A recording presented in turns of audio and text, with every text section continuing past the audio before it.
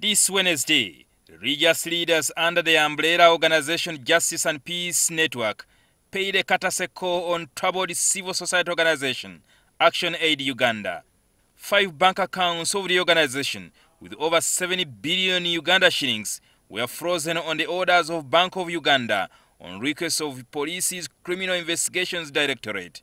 It has now emerged that hundreds of children and women across the country whose rights are being violated lies in balance. Part of the funds frozen were supporting the police's Family and Child Protection Unit. The Child and Family Protection Unit of Uganda Police is part of our work group. In order for the Uganda Police to provide support to the children that are affected, to the women that are affected, it is this money that facilitates them in the districts where we work, including in Kawempe here, where we have got a shelter. Right now, that work cannot be done.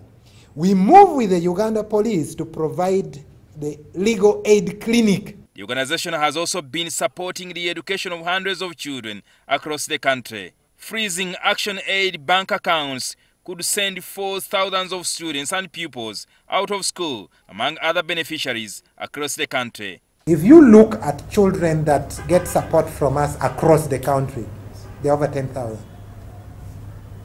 They are over 10,000. And they get different forms of support. That's directly probably on education. But more children than them get benefits from the different other work that we do. They're in Boise here.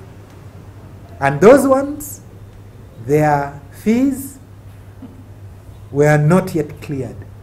And the money had just hit the account. Police accuses ActionAid Uganda of allegedly conspiring to commit a felony and money laundering. ActionAid, whose began amid the ongoing debate on the lifting of the presidential age limit, says it is considering taking legal action against government. Written to Financial Intelligence Authority, we would want to know. But we're also considering, taking legal action if these negotiations could not, because these resources are resources of over 14,000 citizens that have been locked up. The organization listed countries and organizations funding its activities. They include the European Union, UK Aid, Danida, the Dutch government, Austrian government, Swedish government, Ford Foundation, and Aristia Foundation. This family lost their son, and I say it with respect to them, so that we know the pain of the money that has been locked up. A family that lost their son in a motor accident in Uganda.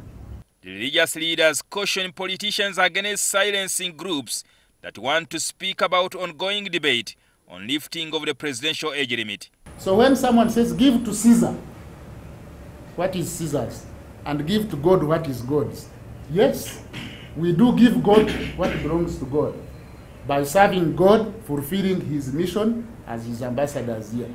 And we have our full rights and privileges and responsibilities. I am waiting for those people to tell me, don't vote because you are a religious leader.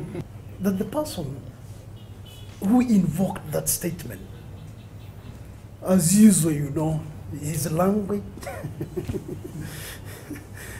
is a minister of this country for some time. But it's unfortunate that we have a person of that caliber being actually our Minister of Constitutional Affairs. If they make attack on ActionAid, all other civil organizations will just hide under the table. Why? Because if the biggest has been attacked, would we raise our heads to be seen? Jingo Francis, NTV.